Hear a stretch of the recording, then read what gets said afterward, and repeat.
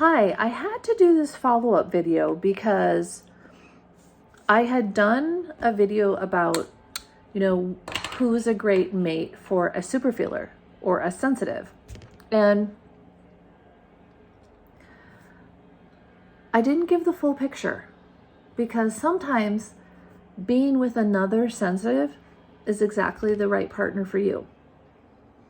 And maybe you need to experience dating both to see what works best for you. But, there's always positives and negatives to every situation. No situation is just the perfect scenario. And all situations cause us to grow. So it just depends on where you're at in life and what you need. So there are positives with being in relationship with another sensitive. They totally get you. They totally understand you. You guys can feed off each other's emotional intensity, and that can be very exhilarating and passionate, and your conversations are going to be amazing and deep. And so that's where it can be just really fulfilling and really awesome.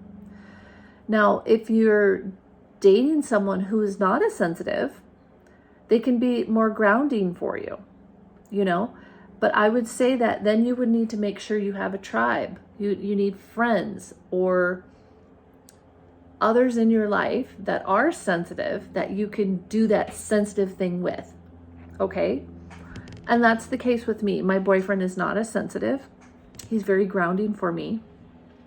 But I happen to be in a career where I coach people and I do hair, and I develop really strong connections with people. That's how I am. That's the way it is with me.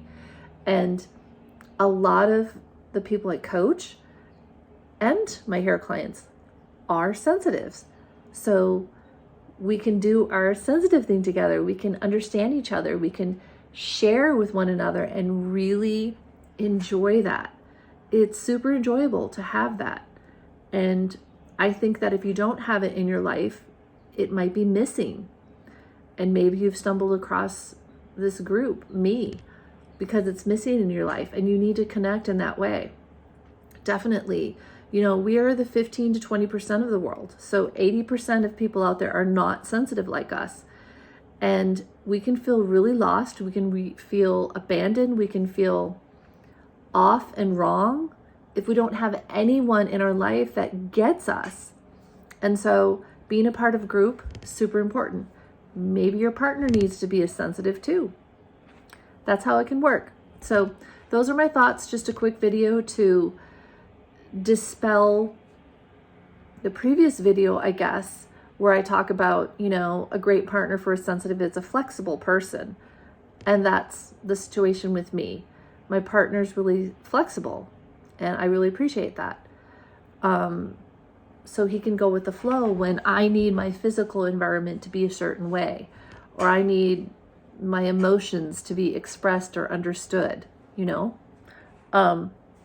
where if you're with another sensitive, maybe that'll flow really great for you too, because you both need your physical environment possibly to be similar. And you really understand that about each other, and you don't give each other a hard time about it. Where I think it's a problem with being a sensitive, being with someone who is very stubborn, set in their ways, and they're kind of demanding and controlling, and they want things their way. That type of person doesn't sound understanding, is really going to get you and understand you and what you need. So that would probably be a very difficult situation for a sensitive to be in. Okay, so food for thought for you. Any questions? Hit me up. You know where to find me.